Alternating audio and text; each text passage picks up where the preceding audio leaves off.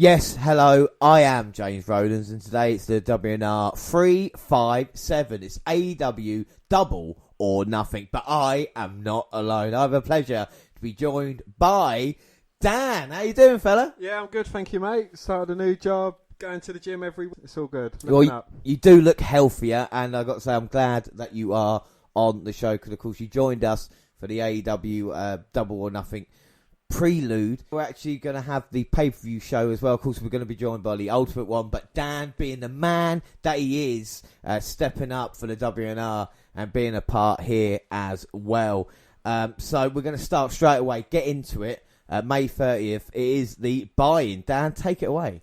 Excalibur and Tony Schiavone served as a host of the pre-show and touted the return of fans. They ran through some of the pay-per-view matches. Backstage, Matt Hardy was with The Blade, The Bunny and Private. Hardy delivered a matte fact that he would win the Casino Battle Royale. Hardy said he would cut Private Party's fee to 15% if they can guarantee him a win. The hosts ran through the rest of the pay-per-view matches and then set up a video package on Hikaru Shida versus Britt Baker for the AEW Women's Championship. Yeah, and our first match on the buy-in, and the only match, is Serena Deeb versus Rio for the NWA Women's Championship. You see, Justin Roberts was the ring announcer. Noted that Rio celebrated her 15th anniversary in pro wrestling on Saturday. It was announced that she is making the United States her permanent home, and there were dueling chants from the wrestler. Well, Deeb denied a show of respect early, and Riho made up. Deeb, though, delivered a dragon screw leg hook to target the left knee of her opponent. She talked it and got an inverted gory special, but the resilient Riho answered with a double stomp from it. Well, unable to follow up due to the impact of her injured joint, Rio continued to fight. She stunned and tried for another double stomp, but missed. Deeb took advantage of the injury and a picture-perfect 2. Much to her chagrin, Deeb lured Rio into a corner and delivered a rare double leg screw, followed by a powerbomb, but still couldn't. Well, Rio flattened the champion with a dragon suplex and successfully executed a double stomp to the shoulders. She followed with an attempted Samato, but Deeb countered into a single leg Boston Crab. After a flurry of moves, the champ countered a crucifix bomb and applied the Serenity Lock submission. Yeah, so the sun was shining on this one. It was quite a nice setting, but Deeb with the sweats. But hey, Dan, you know me. I can't have a go at anybody who might be sweating a little bit, you know? He says with 5 fans and 3 air conditioners pointed directly at him. Well, this is the thing, but Deeb is great. And of course, everybody will know her maybe going back for the Straight Edge Society. What was Deeb, do you remember Deeb during that time? Is it a bit of a surprise AEW at this point? No, she has been a very valuable asset, certainly for the Straight Edge Society, and even before that, she's had a long tenured career in wrestling, and if anyone deserves to be the NWA Women's Champion, it's certainly her. Without a doubt, and like I said, they delivered in this one here. I mean, I like Rio, but with a live crowd, she may be too nice. You know what I mean? The kind of generic babyface, maybe with the booze. This was a really good match, and it was great having the crowd back. 5, I'm going to score this a 3 3/4 out of 5. Dan, what are you going to score out of 5? I'm going to give it 3.5. Yeah, it was a good back and forth match and good showcase.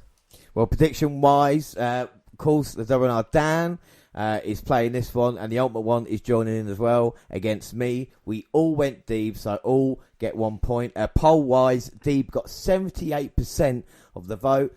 Celtic fan Nick said Serena, and Corey Payne said, if I was a betting man, so we were appearance from Camille. We didn't, but again, we move on. A video package aired on the Fan Fest that AEW held on Saturday. Would help if they didn't use the same music Peacock does for WWE. This really kind of, I was listening to it and I'm thinking, well, what am I watching right now? I thought it was an WWE show for a second, but it's of course AEW saying we're getting ready to go back to live show. Okay, fair enough. Well, Excalibur hyped more pay-per-view matches. A video package aired on the AEW Tag Title match.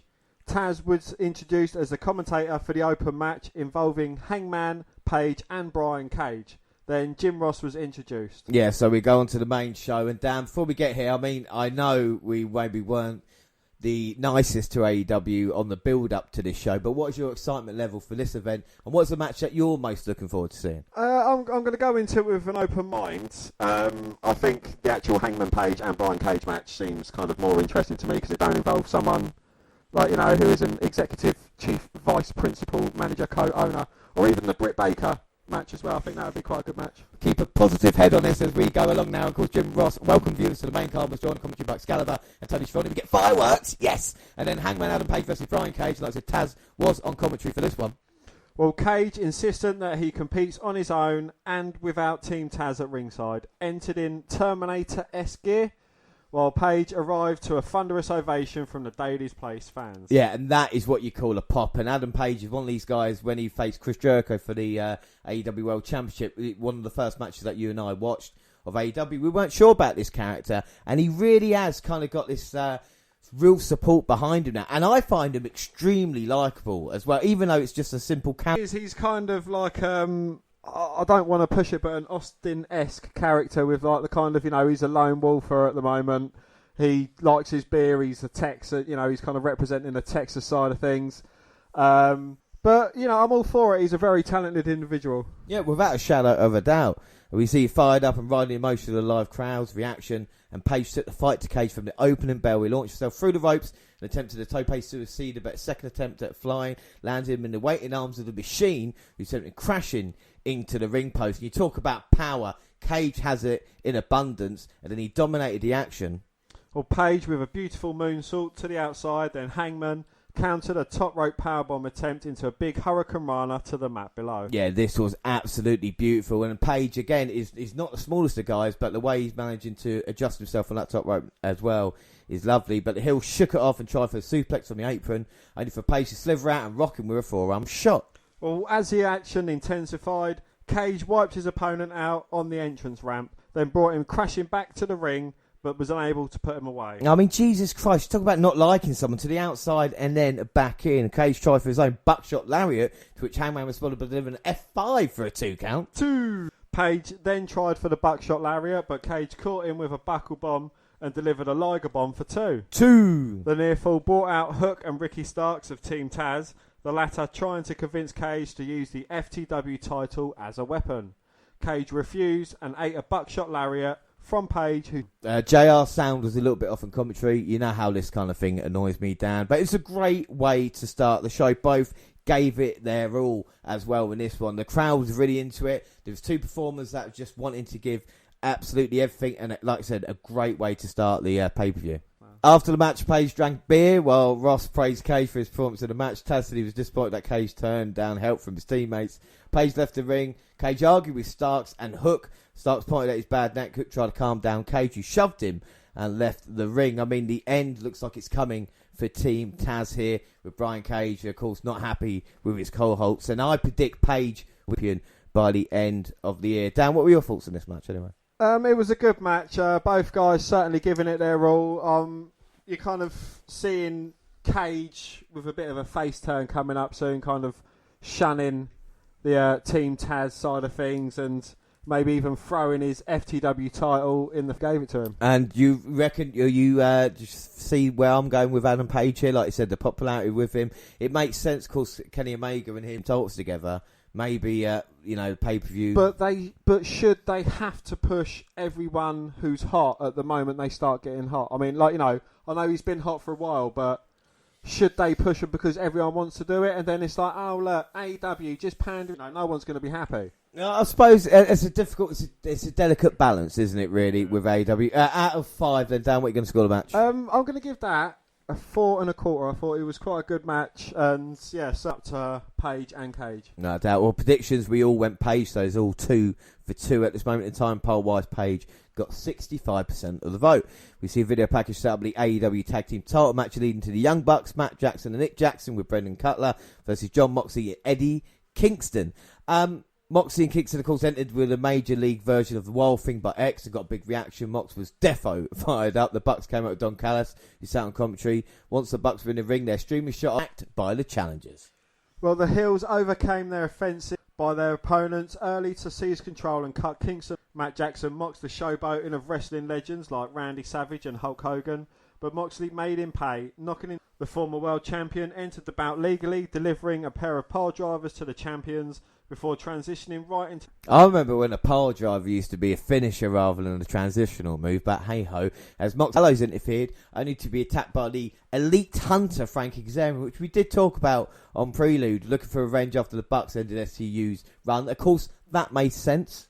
Well, back inside the ring, the champs used an aerosol can on Moxley, busted him open before delivering the Meltzer driver on the end. Well, the Hills cut the ring off of Moxley, working him over in the corner as blood poured down the forehead of the Renegade competitor. The Bucks mocked the Shield's triple powerbomb, but Matt a big boot to the face of Moxley flattened Nick leading to a hot tag. Did you like the Shield reference in this one, Dan? They wish, eh? Well, Kingston exploded into the match and took the fight to both by Nick with a big boot. The champs shook it off, delivering an assisted slice of bread number 2, before Nick rocked him with a running knee strike to the face. Nick looked for a senton, but Kingston got the knees up. The Bucks looked for a more bang for your buck, but Kingston interrupted Nick while Moxley applied the sleeper to Matt. The Hills fought anyway, but still failed to earn the victory. Each team took turns cutting off the other's combo finish until Matt found himself perched upon. Mox came off with a Nike door to the face in a move Dior's Day device, in reference to the Road Warriors. Well, Nick broke up the pin, but then he found himself in a Paragon shift, accounted and applied the sharpshooter. Kingston eventually broke the hold and delivered a backdrop driver to Matt. Matt somehow managed to break up the pin. Well, Moxley turned the Bucks up with stereo lariats, but took super kicks. The Bucks, to their surprise, failed to keep the fired-up Moxley down past 1. Well, chance of Moxley spilled from the stands, but the Bucks flattened him with stereo super kicks. This was good. Yes, they added more of their trademark strikes to Kingston and set the former world champion up, for which they delivered perfect. A second failed to drop Mox, as did the third. However, the fourth did, and the Bucks retained the title. Yeah, so, I mean, again, bits of tape around the ring annoyed me from the ticker tape. You can, the bit of green. What about the Bucks, Dan? I know you hate them, but surely this should have been a match that they lost the titles in. Don't call me Shirley, but I would have loved to have seen them lose the titles. But, again, the Bucks, obviously, with the Kenny Omega thing and whatever's going on, they want to have all the gold in their stable. And yeah, I'd rather have seen Moxley and Kingston win it, as would a lot of other people. Yeah, I just feel where the Bucks are going to lose it now, especially if they're kind of at the top of their kind of heel heat at the moment. Like you said, it's going to fade away, and then the whoever beats them is going to kind of be less on Impact. Not that's going to happen in Impact, of course. But out of 5, I'm going to give this a 4. Because like I said, a bit too long, but it's still Moxley delivering a great performance. And the Bucks still are one of the best tag teams in wrestling, in spite of the antics that they do in the ring. Indeed. I'm going to give it a 3 3/4. It was quite a good match, but I didn't like, the Bucks retaining the titles. And, I think the fact that they're always kind of got the Shield living rent-free in their heads, and things like that. It's like, oh, yeah, we're cool, we're going to do one for the AEW marks kind of thing. It's like, fuck off, mate. And we've seen it with the Shawn Michaels references, the Macho Man references and everything. The history of it, and we'll get onto it later as well when someone debuts. The fact is that the history that they're referring to is WWE history, and is that a part of wrestling history, or do AEW want to create something themselves? That's the question, isn't it? Well, that is. It seems like they're doing it in a mocking way towards WWE, as opposed to kind of like an in admiration way. And it seems like they're always mocking people that paved the way before them. I know they're kind of like, yeah, we're heels, that's what we do, but it's not though. You kind of got to respect them whether you're a heel or not. Yeah, I think we're out of doubt. Well, prediction wise, the Ultimate One and myself went for Moxley and Kingston. Dan went for the Bucks. So even though you hate them, you kind of knew what was going to happen. I did know what was going to happen, yes, because it is the Young Bucks. So you take a 3-2-2 lead. Poll-wise, Moxley and Kingston got 86% of the vote. The broadcast team spoke about the Casino Battle Royale. Excalibur stated that QT Marshall suffered a wrist injury and would be replaced by another member of the Factory. Paul White was introduced as the guest commentator for the Battle Royal. He walked out dressed in a ramp and immediately clutching his knee. Yeah, which drew a boo from the crowd, but the clock ticked down and the Diamonds entered the match next. Big Money, Matt Hardy joined and attempted to jump Preston Vance of the Dark Order, but then the Masked Man fended him off, did a powerbomb to Isaiah Cassidy. Nick Caruso, the Factory, and Serpentico entered next. Vance and Interco immediately before squaring off with a massive. Vance tried 2 clotheslines, but Comoroto rocked him with a spear. Both men fought over the ropes where Rhodes dumped them. A vengeful Comoroto blasted Rhodes with a cowbell. Hobbs dumped Rhodes, who then ate a kill switch from Cage. Yeah, Christian and Hardy squared off, drawing an enormous pop from the fans. I mean, AEW fans are WWE marks. That's the only reason about it. Well, Cassidy interfered but paid for it, courtesy of James's friend Colt Cabana, who entered as part of the Hearts, the Varsity Blondes, the Acclaims Anthony Bowens and Penta El Zero, rounded out that collection of stars. Well, Cassidy eliminated Cabana as payback and saved Hardy in the process. Bones was sent to the floor, as was Griff Gaston of the Blondes by Hardy. Cassidy continued to stand by Hardy. Spades in, headlined by Jungle Boy. Joining the popular young star were Hardy associate Mark Quinn, the Factory's Aaron Solo. Hardy knocked them to the floor after a brawl to the apron. Uno flattened Cassidy and Jungle Boy teed off on Hardy, and Penta eliminated Uno. Jungle Boy eliminated Penta with a Hurricane Rana. Bit of a surprise there. That is a bit of a surprise, really. I mean, you know, talk about where they see Penta as a Star Calls former Impact World Heavyweight Champion. Cheers match and wasted little time executing a Poison Rana on Quen. He added a running Spanish fly to Cassidy, then avoided elimination from Hardy and levelled him with a stunner. Yeah, but the explosive run was short-lived, though, as the HFO continued their run of dominance. I really don't see where Leo Rush fits in. We would just take a second to talk about that. Dan, we obviously know Leo Rush from his WWE time. I don't think you were back then. What are your thoughts on him now? I've never been a huge fan, and I'm still not. So we see the fight coming down to Cage and Jungle Boy after Jungle Boy flattened Hardy with lariat. Then Joy Cage eliminated Private Party. Cage feigned an alliance with Hardy for dumping him to the floor. And like we said, down to Cage and Jungle Boy, final 2. Well, young Jack Perry hung with Cage, proving every bit as capable as celebrated veteran competitor. He tried to headlock Cage to the floor, but Christian evaded it. Jungle Boy escaped and attempted the kill switch, spun around the ring post and slid back into the ring. From there, he delivered a back body drop on the floor and earned him the victory. Luchasaurus and Marco Stunt rushed to the ring to celebrate with their teammate before Cage re-entered the ring and showed his opponent respect, telling him to go win the title. Really, really nice. There was too many moments waiting for spots in this match, as a Battle Royal is. And why didn't Justin Roberts announce what suits they were? It just came up randomly on the screen rather than being introduced to them. It just shows how many wrestlers are employed with AEW as well that will not be used. And also, only Excalibur knew what was going on commentary. Paul White's going,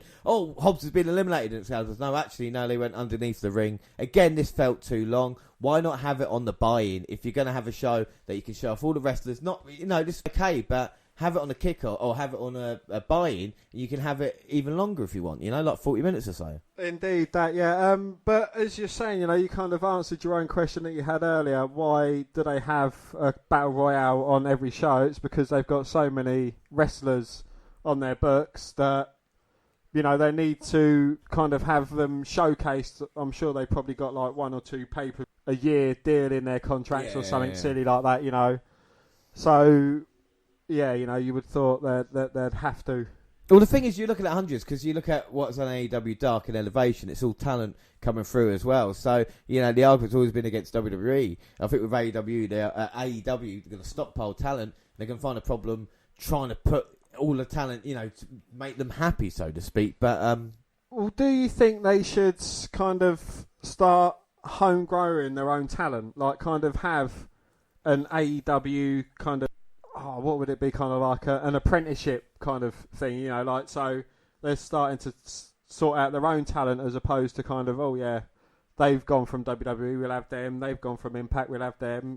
Well, I think if we're serious for a second, we look at AEW, if they're not careful, the people that they're building up now, people like Adam Page, people like MJF, and even someone like Jungle Boy, if they're not careful, they oversaturate AEW with former WWE talent, and we saw it with Impact Wrestling as well. Look at all the people like, you know, Bobby Roode or Eric Young and all these guys that were there, AJ Styles, have all now come to WWE and become stars after the fact. And this could happen to AEW if they're not careful. You know, like I said, it's good that they went for Jungle Boy, and it was the right choice, you know, of course, from the point of view from the crowd as well, to go over Christian. But this, again, was a great performance from Christian, there's no doubt about it. And the apron broke for the second match in a row, which, again, just maybe shows that it's a bit more polished. That's what I want, do you know what I mean? Especially with a pay-per-view show.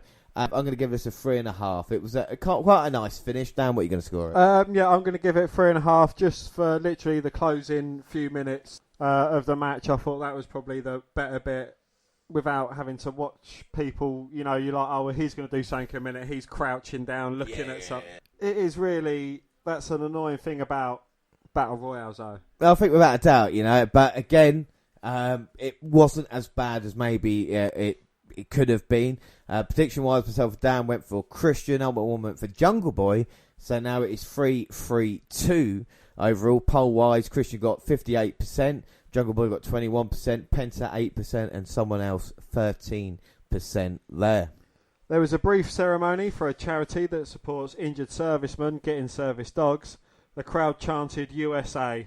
That's what Americans do. Well, I'm so proud to be an American. Or am I meant to cheer a go-go? Well, let's find out next, because we've got the American Dream, Cody Rhodes, with Arn Anderson versus Anthony Ogogo with QT Marshall. Cody walked out wearing a red, white and blue jacket. He gave a similar themed weightlifting belt to a young fan at ringside that made his night. And the teletape appeared on the big screen and the match got underway. I personally hate this feud because it boils down to, if you're not happy here, then why don't you go back to where you come from, which shouldn't be happening in professional wrestling in 2021. Indeed, yeah. Exactly that. Exactly. On to the match. Ogogo rocked Rhodes with a body punch early and then added an Olympic slam and a German suplex to show off his abilities as a wrestler. He controlled the action until the American Dream opened Ogogo up over the right eye. Well, blinded in his good eye, Ogogo threw some wild punches that allowed Rhodes to fight back and deliver the Cody cutter. Rhodes sent him up for a suplex, but Ogogo knocked his opponent down momentarily with a hard right hand.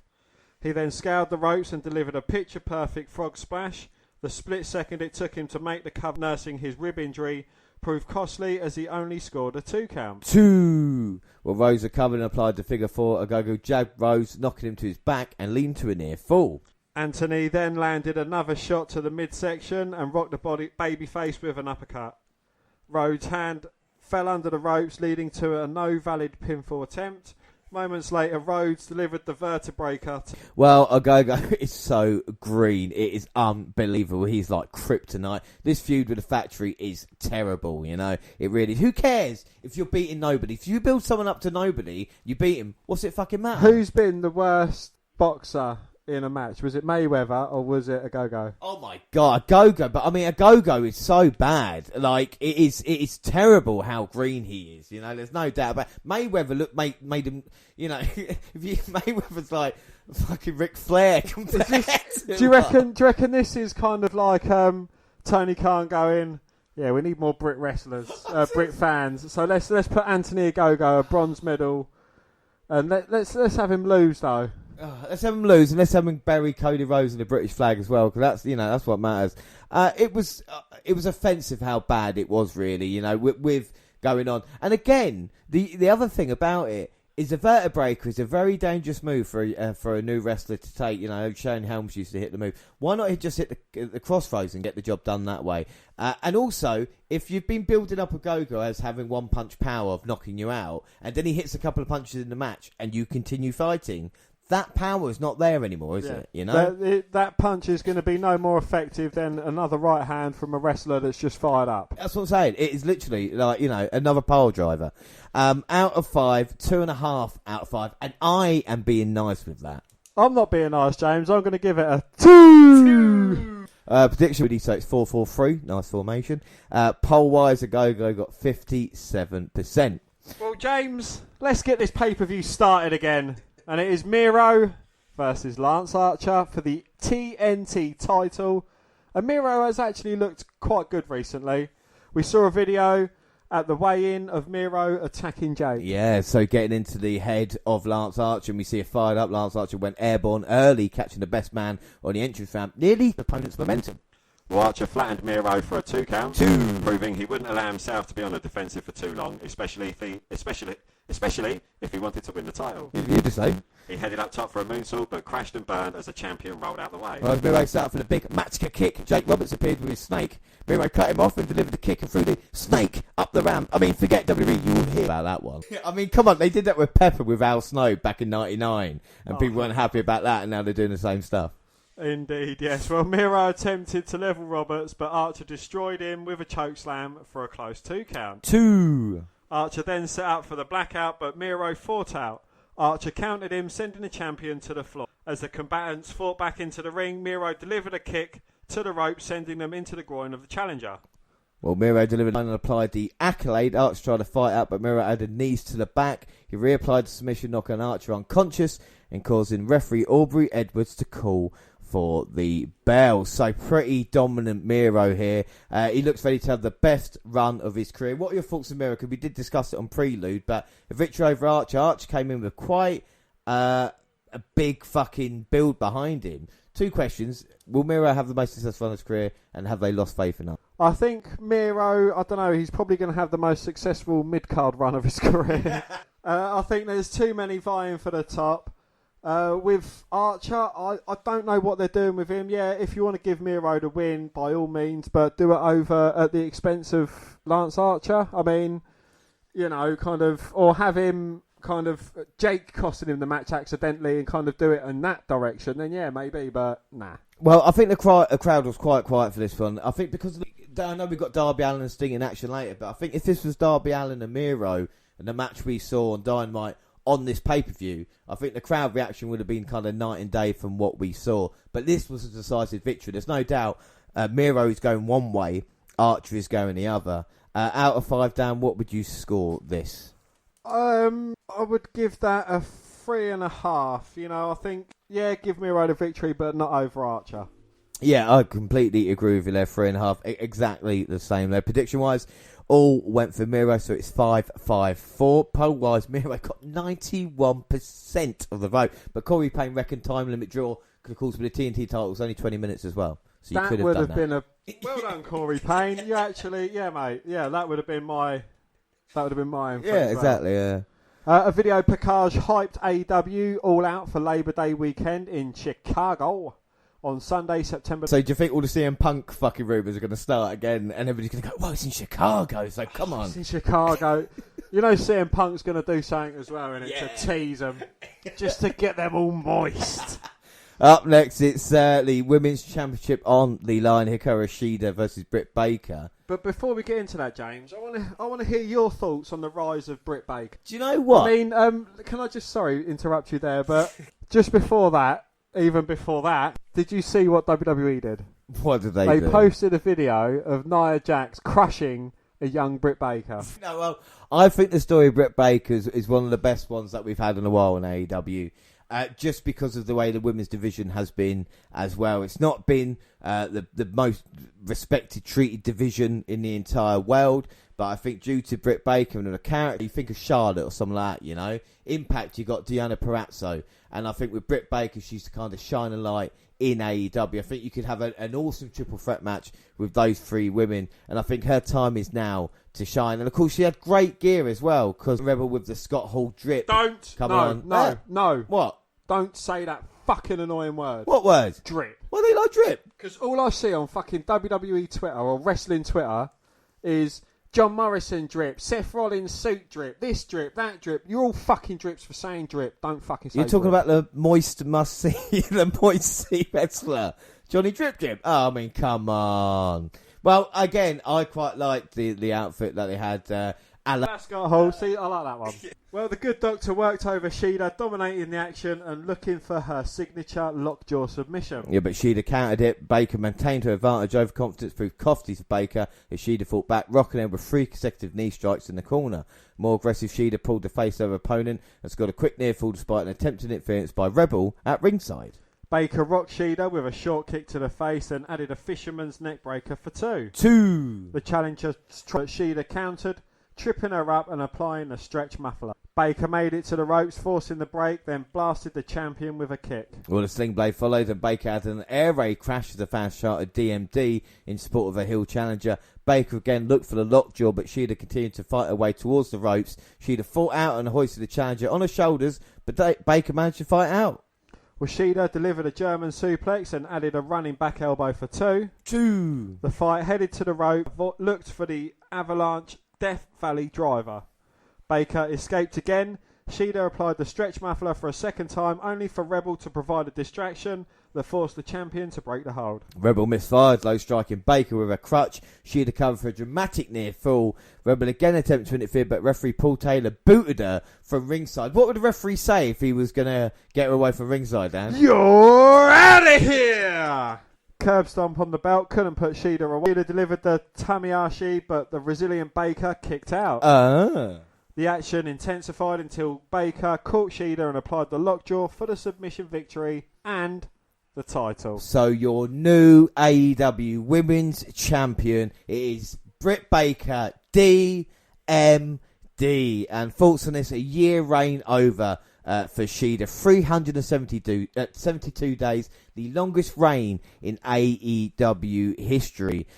This was absolutely brilliant. We'll talk about Shida in a second, but Tony Schiavone as well has had a very close relationship with Britt Baker. He didn't lie about being impartial.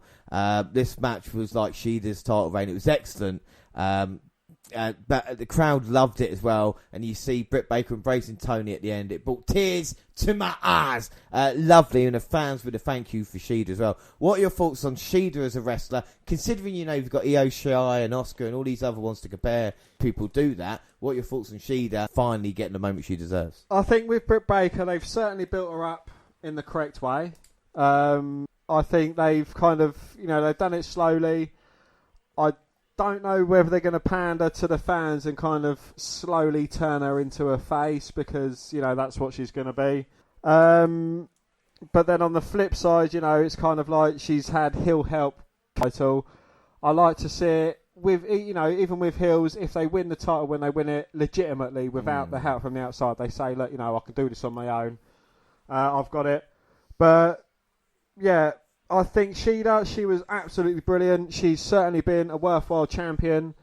Despite the shit show that the women get on the AEW division, I still think they've kind of done the best with what they've given, and that is literally 5 minutes on Dynamite, a bit on AEW on this, a bit on there, and they've built up something which is Shida being dominating to the very end, and then Britt Baker kind of like, working her way out, gradually getting there, kind of scratching and clawing, having a couple of attempts, but getting close enough, and then finally with the redemption. Yeah, without a doubt, and Shida can go away now, maybe have a little, take a little break, come back after we've seen more, maybe Thunder Rosa versus Britt Baker for the title. But anyway, this back here, I gave this a 4.5 out of 5 because it told, this is like you said, the story of the year. Shida trying to hold on to that title with that one person who's so hot at that moment in time. It just that on that day was better than them. What are you going to give it? I'm going to give it a 4.25. I think it probably would have brought it with a perfect story if they'd have done the face turn with kind of Britt Baker saying, "Look, no, I don't want costing me victories. I want to get kind of." And then when it was all over, that would have been a nice celebration for her to have standing tall, and with Tony Schiavone coming out and kind of embracing her like that. No, it was so sweet with the Tony Schiavone thing. Prediction-wise, we all went Baker, so it's 6-6-5. Polls, Baker got 75%. Then we see a split screen shots. Aaron and Kenny Omega, Pac and Orange Cassidy getting ready for the AEW World Title match later. Ethan Page and Scorpion Sky made their entrance. A black and white video aired with Darby skateboarding on a road when a classic convertible driven by Sting pulled up next to Alan. Hopped into the car. Sting and Alan looked at one another. "It's showtime," Sting said, and then whipped it. In the building, Sting and Alan made their entrances. I'll tell you what, the video looked better than the description of it. There's no doubt about it. So our next match is Sting and Darby Allin versus Ethan Page and Scorpio Sky. And Allin wasted no time, launched himself onto an all ego at ringside while the Icon teed off on Sky. Braun gave way to Sting, body out of the ring and onto the competition, drawing a thunderous ovation from an appreciative audience. This is brilliant. You don't really see Sting taking that many chances, but diving off the stage there is a great pop as well. Well, the Hills absorbed the early onslaught and managed to cut Allin down, working him over and isolating him from his partner as a Hall of Famer watched on. Darby escaped a side suplex attempt by Sky and made the tag to Sting, who exploded into the match with hard rights to the opposition before all him that she did not see the tag, thus forcing him back to the apron. The old classic didn't see the tag, eh? Well, the Hills continue to work over Allin despite the former TNT champion's attempts to fight back.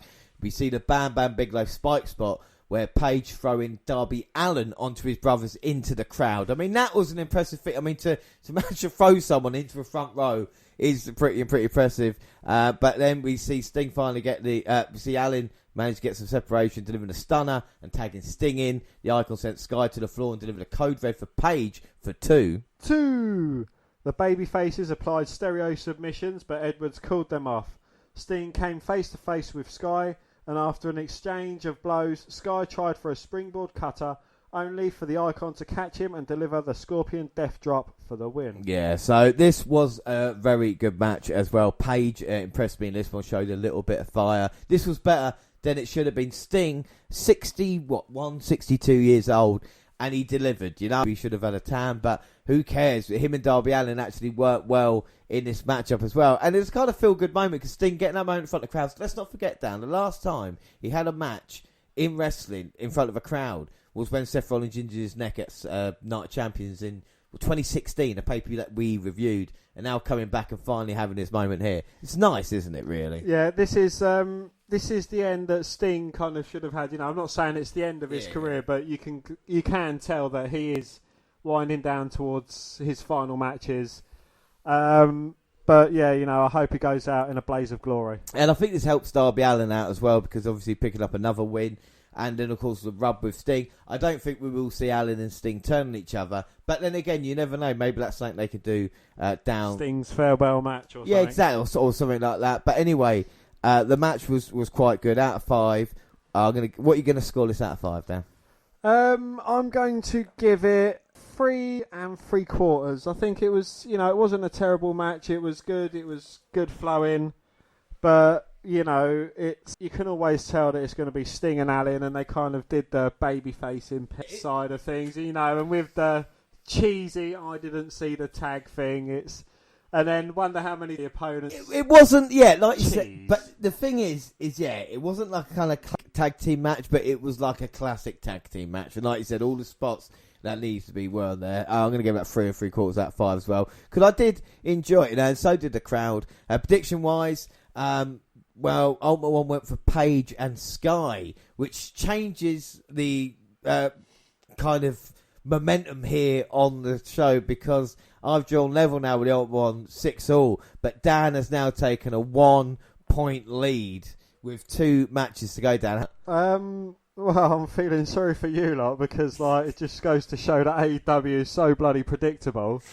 And I know more about AEW than people that watch it. Yeah, well, I'll tell you what, only Christian wrong at this moment in time. Poll-wise, Sting and Darby Allin, 81% of the vote. A video package set up the AEW World Championship match. Entrances for the main event took place. Pac came out alone. Orange Cassidy was accompanied by Trent, Chuck Taylor and Chris Statlander, but they didn't go to the ring with. Kenny Omega was out last with Don Callis, and they carried all of his belts. Yeah, so we get Kenny Omega versus Pac versus Orange Cassidy in a 3-way match for the AEW World Championship. Justin Roberts delivered an in-ring instructions for the title match. A graphic note that Omega was unbeaten in singles matches over the last 638 days. Callis joined the broadcast team. Are Pac and OC legitimate threat to Omega? Is there any chance of Omega losing the championship? Match up, Dan. The only chance I think Omega has is if Pac pinned OC pinned Pac. It's going to be to save Kenny's bacon. Well, let's get on with the action then. After Omega and Pac took out each other down early on, Freshly Squeezed entered the ring and scored consecutive 1 counts for his opponents. He followed up launching in that Pac with a tope suicide on the floor and a tilt-a-whirl DDT on Omega. He set up for the orange punch, but Omega cut him off and drove him into the corner. Pac, who had scored victories over both his opponents of AEW, sent Omega to the floor and focused his attack on Cassidy.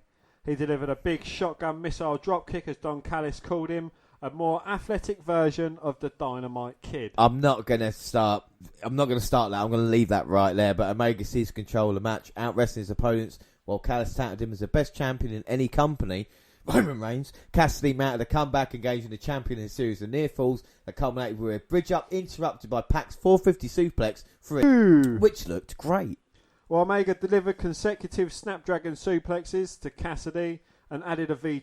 He looked for one on Pac but was countered by a German suplex. Omega dropped Pac and joined Cassidy on the ropes, teasing a super Snapdragon. Freshly Squeezed put his hands in his pockets as a defence, and Pac rushed the ropes and delivered an avalanche German suplex to the champion. Wow. I mean, that was incredible. Cassidy wiped out Pac on the floor, but a Tiger Trigger, the world champion, looked to re-establish dominance, delivering consecutive re-triggers to Cassidy, who placed his hands in his pockets one last time before falling face first into the ring. Cassidy delivered a Michinoku driver to the champion, and Pac followed with a Falcon Arrow to freshly squeeze for a 2 count. 2. The bastard added another Falcon Arrow, this time from the top rope to Omega.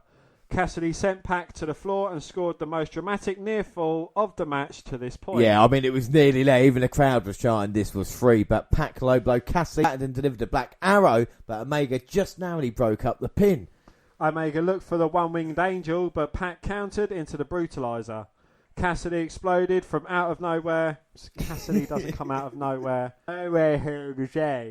With the orange punch, followed by a beach break for another heart-stopping near fall. But fired up Cassidy obliterated Omega, added an orange punch to Pac, and appeared on his way to the most improbable victory when Callis left the commentary position and pulled the referee in. This mate, Orange Cassidy, looks great because he had Kenny Omega beat without interference.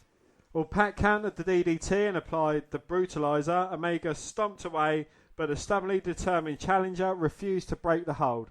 Instead, delivered a leg drop to the referee. He blasted Pac with one of the championship belts, then another, rendering Pac defenseless. Yeah, I mean, this is one of these things where you're looking at it and going, how is Omega going to stop the referee from, the submission?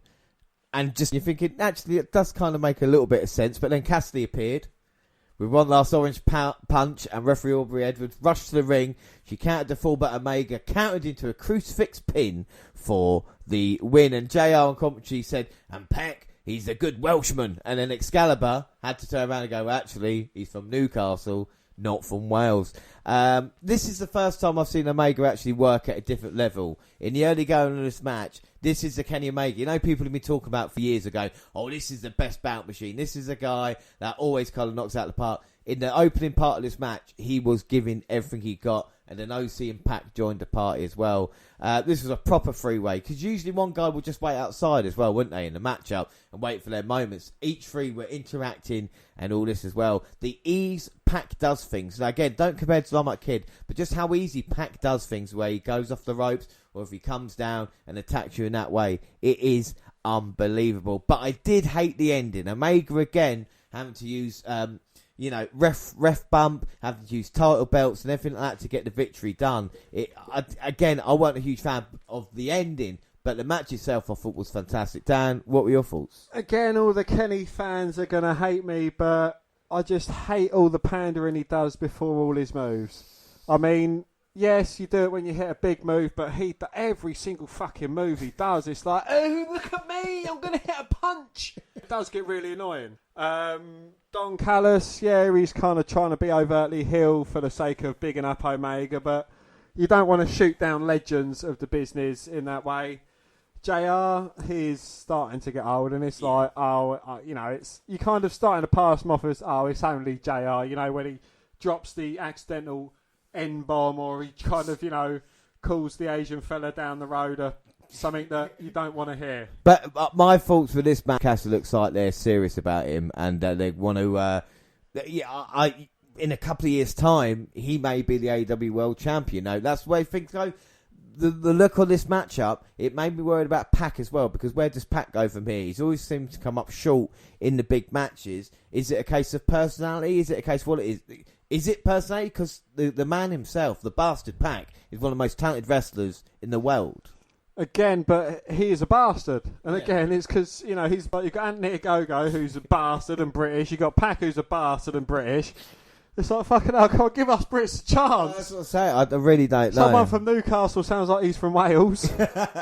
I'm going to give this score 4 3/4 out of 5. Dan, what are you going to score this one? You're being so generous, James. I'm going to give it a 4 1/4 because, I don't like the way that Kenny Omega's winning it. If he's supposed to be the best in the world, holding all the titles, why does he need to cheat to win everything?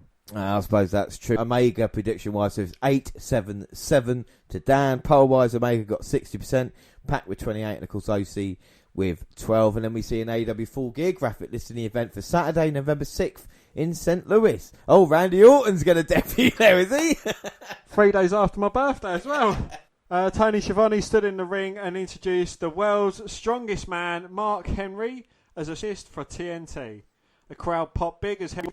Schiavone said fans would hear from Henry on Friday's AEW Dynamite. Well, JR going, welcome this Hall of Famer. Great, Hall of Famer from another company. I was going to say that before about Sting as well. It's like, fucking hell, you're calling them Hall of Famers. Yeah, the Big Show Hall of Famer in WWE.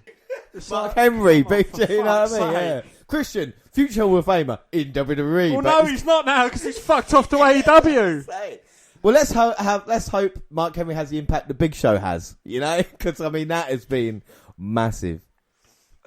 Well, Excalibur announced Nick Comoroto versus Dustin Rhodes in a bull rope match. Young Bucks versus Pac and Penta El Zero. Mido, Cody Rhodes and Lee Johnson versus QT Marshall and Anthony Gogo. And Britt Baker's championship celebration for Friday's Dynamite. Omega and Jungle Boy for the AEW Championship was announced for the following show. And it's time for the main event. And the question is, Dan, is this the end of the Inner Circle? Because if they lose this main event match, they will have to disband. It's the Inner Circle: Chris Jericho, Santana Ortiz, Sammy Guevara and Jake Hager versus the Pinnacle, MJF, Dax Harwood, Cash Wheeler, Wardlow and Sean Spears in a stadium stampede match. Like I said, the Inner Circle must disband if they lose. Now, before we start the match, what are your thoughts? I mean, you've seen the build-up. What are your thoughts on the Inner Circle, and what are your thoughts on the Pinnacle and this matchup as well? The Pinnacle, I'm not behind them. I don't think it's good for FTR. I couldn't care less about Wardlow. Couldn't care less about MJF. Couldn't care less about Sean Spears. Since he's gone from being Ty Dillinger, lost interest in him. I don't know. He just seems like he warrants more respect than he actually deserves. I suppose that's kind of meant to be the way that heels go about things, but I don't think it's good for FTR personally. What about the Inner Circle then? The Inner Circle, they're actually starting to grow on me. You know, Jericho, I'm kind of seeing his role in the company. You know, he is kind of like the big name draw. He is the big name attraction. Sammy Guevara still can't talk on the mic, even though they've given him enough chance. Quite a talented guy.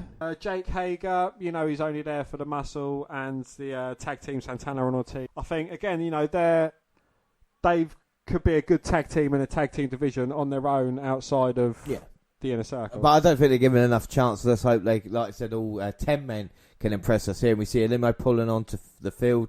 Fozzie's Judas played. The Inner Circle members rappelled down the scoreboard and stood behind the pyro boxes that shot flames. The Inner Circle members were dressed in black. Jericho had his elbow brace on, and I bet he shit himself because he dropped and bounced when Jericho jumped off her. And I thought, are we going to have another moment like we've seen tragically in the past? But luckily, they managed to make it down. Well, MJF called for the Inner Circle to bring it. Once they approached MJF, he ran back inside the limo and locked the door. The FTR Classic truck arrived with Harwood, Wheeler, Wardlow, Spears and Blanchard. The brawling started on the football field. And then we get into the match. So the early portion of it focused on Chris Jericho and MJF, the leaders of the respective factions, and their brawl around the stadium. At one point, they crashed a meeting featuring Jacksonville Jaguars head coach Urban Meyer and fought into the team meeting room. Only knew this after Excalibur told us. Well, Jake Hager and Wardlow brought a little bit of a hoss fight, culminating in a visit to... Elsewhere, Sammy Guevara fought the chairman, Sean Spears. It was a nice room of chairs. We're using a forklift as a jungle gym as he dominated with Spears. The artist, formerly known as The Perfect, caught him and sent him face first into a garage door like a lawn dart, and the garage door was the lawn dart catcher. He eventually shackled Guevara, but forgot the bolt cutters left in the room. Well, elsewhere, Santana Ortiz confronted FTR. A cameo by Conan and a DJ was a nice touch, because both him and the Babyface's history as members of LAX and Impact Wrestling. Conan joined in, helping to even the odds with Tully Blanchard by FTR's side. I mean, Conan looked old as shit. Do you know how much weed that mofo smokes?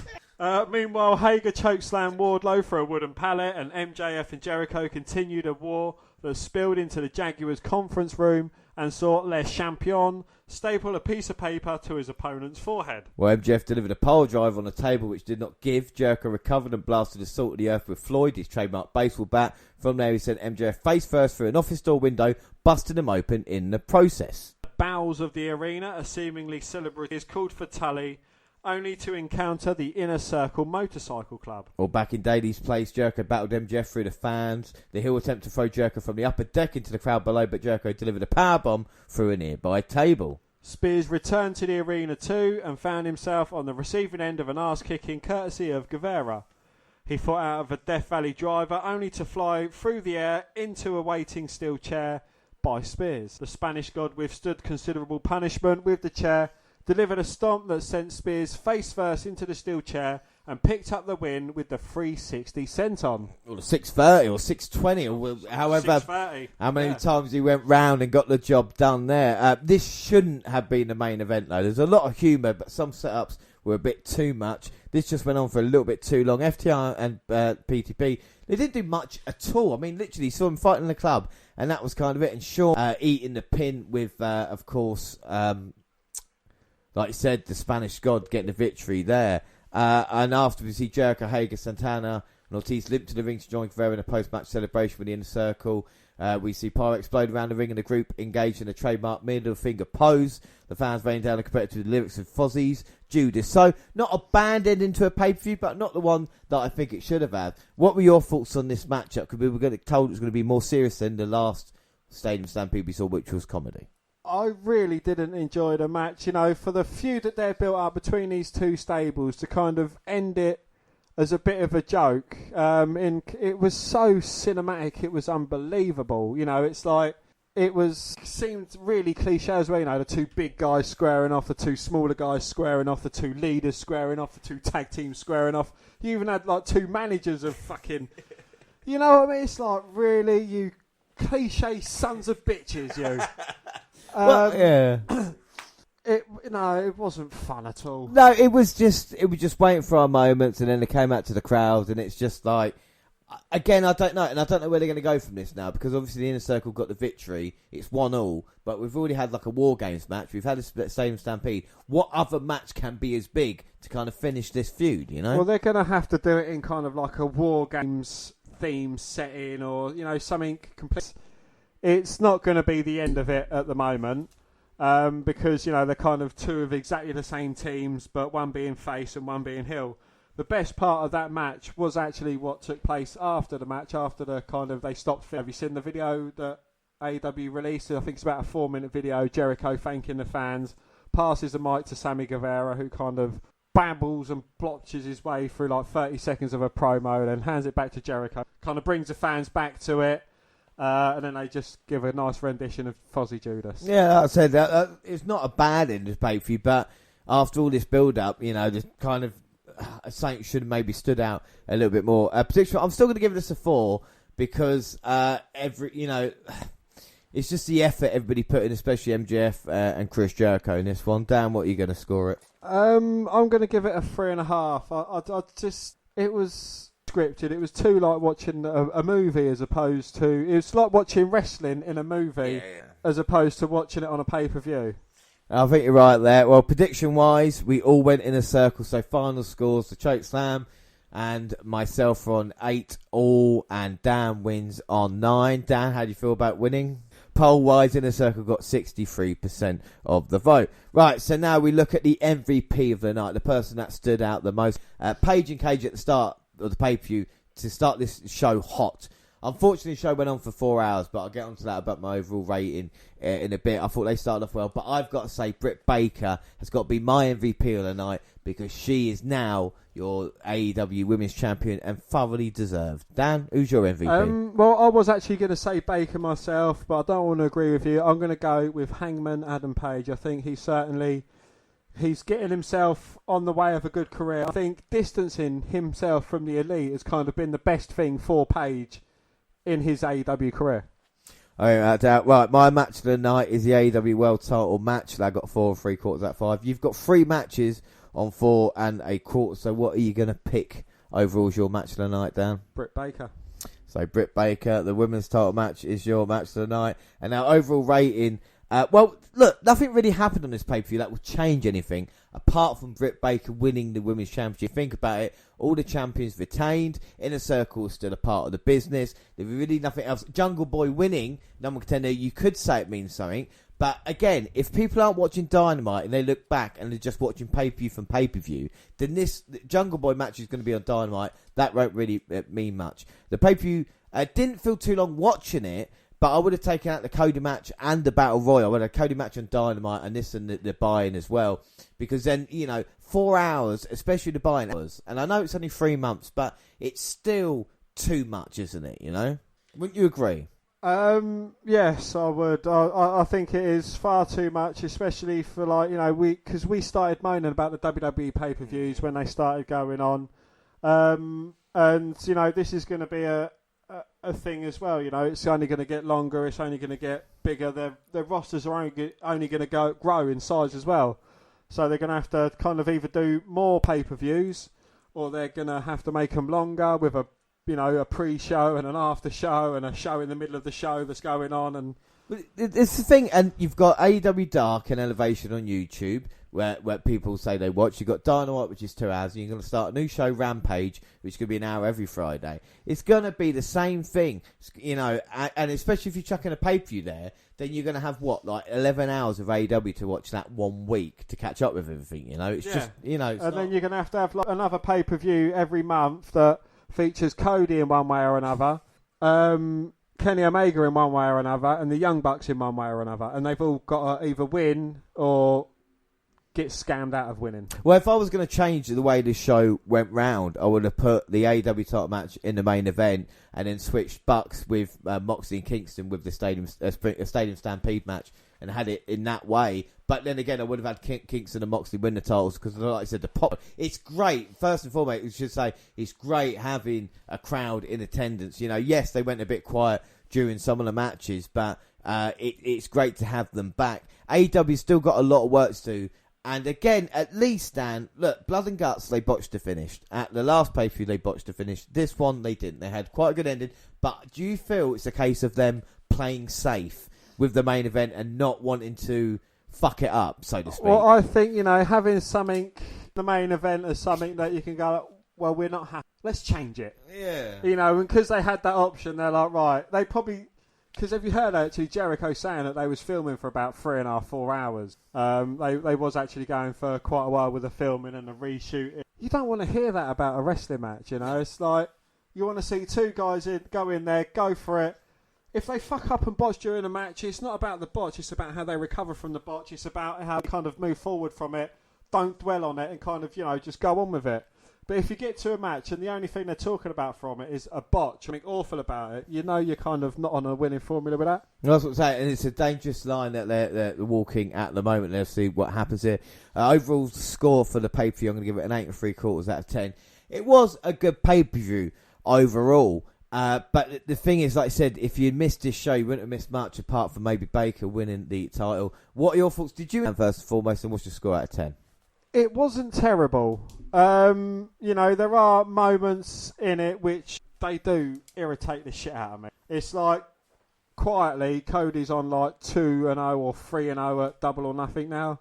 So, they might be quietly building up a Undertaker streak there, I just don't like the fact that Cody wins, the Young Bucks wins, and Kenny Omega, they have to have a match on the pay-per-view and they have to do this and the spotlight. That's starting to grate on me, and I think there's a lot of other talent in their rosters that they could push in them spots. So I think 8 1/4 is a fair assumption from me. Well, there was a tweet and it said they're talking about this and they put it out there because people might win at Double or Nothing. It doesn't always mean that EVP always put themselves over complaining. So back to you a little bit, Dan, but I'm not saying anything. The pay-per-view record of Cody is 3-4. Won 3, lost 4. The Young Bucks are 5-3 at pay-per-views. And Omega is 4-4. Won 4, lost 4. Are you surprised by that? What, so the fact that they've been in 8 or 7 pay-per-views between a lot of them and get that much coverage? No, I'm not surprised. Not at all. Well, there we go. So that's what. But there we go. And this is what it's all about. It's about discussing it, finding out what's going on. Of course, we'll be back with AEW either later this month or at the start of next one as well. But don't forget, because all social media, Twitter at the WNR Podcast. I'm at the WNRJR. Dan, where are you? I'm at WNR Dan. I'm still going on there, retweeting and liking. And he's back in the game. WNR also on Facebook and Instagram, across all the Google platforms. Send us an email at WNRpodcast@gmail.com and YouTube, WNR Podcast. For all the latest clips and podcasts got the same time on YouTube as do on your phone. Also Spotify and iTunes, where you can download, subscribe, rate and review there. So that is it. Our next episode is going to be NXT UK with WNR Dan. You're pulling a triple header, Dan. Could you believe it? I know. Look, you wanted me back, so I'm going to come back hard. Well, I always come hard. Without a doubt. Like I said, AEW will be back at the end of the month. Hopefully we Ultimate One against all odds, but we shall see what happens then. But till then, I've been James Rowlands and I was joined by Dan White. Thanks for listening, everybody, and bye. Bye.